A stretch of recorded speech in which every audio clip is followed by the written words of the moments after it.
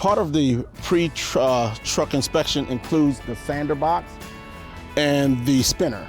And on these, we're looking to make sure that it's fastened to the truck, that it's not going to fall off, make sure there's no broken welds on here. We want to make sure our safety chains are fastened to the gate of the truck. These chains are important due to the fact that you want to make sure you adjust the gate to open for sand to go into this box. And you do that by hooking it through these hooks here to adjust it. We want to make sure when we open this box up, there's no debris inside, because if there's any debris inside, it can bend the auger that's in here. And that's why you want to check to make sure there's no debris in your truck before you get loaded. We want to check our sander, make sure it's fastened properly to the sander box, and make sure there's no leaks in the lines, frails, or cracks. We walk on this side of the truck, and we have hookup lines. We want to make sure those are hooked up and mounted properly so they won't blow off.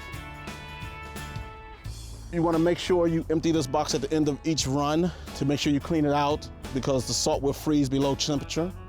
And so that's very important to not have it in here, because you can spend hours in the morning trying to get this thing to unclog if it's frozen, and that's a lot of downtime.